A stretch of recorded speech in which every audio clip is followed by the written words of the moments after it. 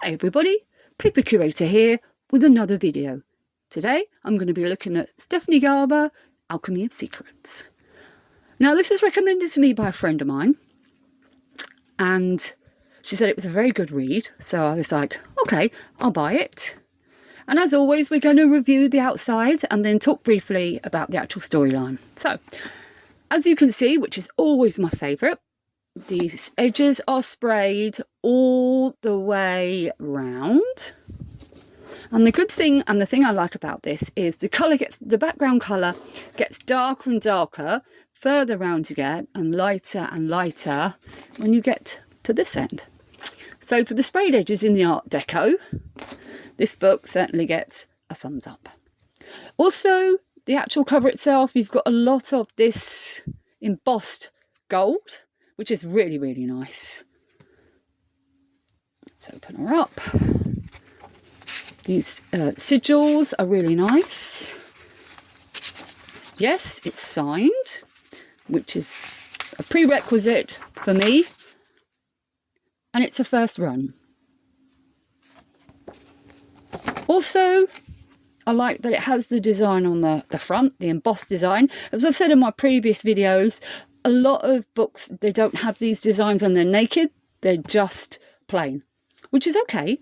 That's fine. But I just think it adds a nicer touch.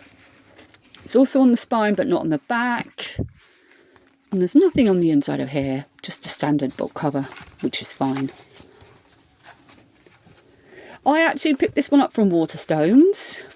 Now, I do pick up a variety of my books from different places. So I have an indie bookstore that I pick my books up from, have Waterstones, and quite recently I've been getting quite a few of them off eBay as well, because a lot of people are selling their books from like Illumicrate, Fairy Crate, that sort of thing.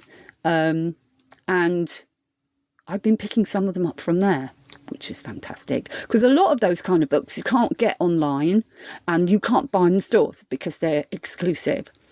So getting back to this book, 10 out of 10 for the front cover, which I think is absolutely lovely. And even on the back, it's embossed on the back as well with this Art Deco design, which will become relevant when you read the story inside.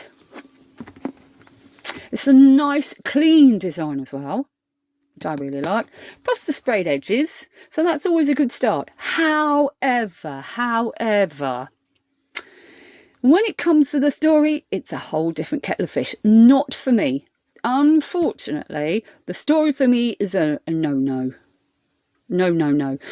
Basically, the problem I have with this is not Stephanie's style. Her style is great, but it's the actual characters within the book themselves. The lead character and the two main male characters that she comes into contact with, there's too much ambiguity. The lead character, there are lots of mysteries about her past, about her sister. There's lots of mysteries about the two men that come into her life. And for me, and this book, it's just a little bit too much. There's just too much intrigue and mystery and not enough actual really well crafted characters. It's too much fluff, too much fuss, too much intrigue, too much mystery. And I couldn't even finish this book, which is really sad because it came highly recommended. I'd seen a lot of reviews on this book online and I thought, oh, it's going to be a really, really good read. But it wasn't. And to the fact that I couldn't even finish this book is basically a no-no for me. Nothing against the writer at all. This is just my own personal view. But I like stories where the characters are strong, you can relate to them, and they allow the story to flow through. I write books myself that are character driven. It's just my style, it's the way I like to work, and I feel that if you can get some really good characters, they will literally sweep the story across. The fact that I didn't even finish this, I think for me speaks volumes. If I had to give it a rating out of 10, I would probably give it a 5. And the only reason I do that is because the front cover's great, and you know me, I am a lover of these sprayed edges, and the design is really, really, really nice. The fact that they made the effort to do it all the way along. I was disappointed. I was disappointed in the story, but as I said before, the reason why there's lots of different storybooks and lots of different authors is because there's something for everybody. And I want to be honest on this channel, and I want to kind of give everybody my review, brief review of this.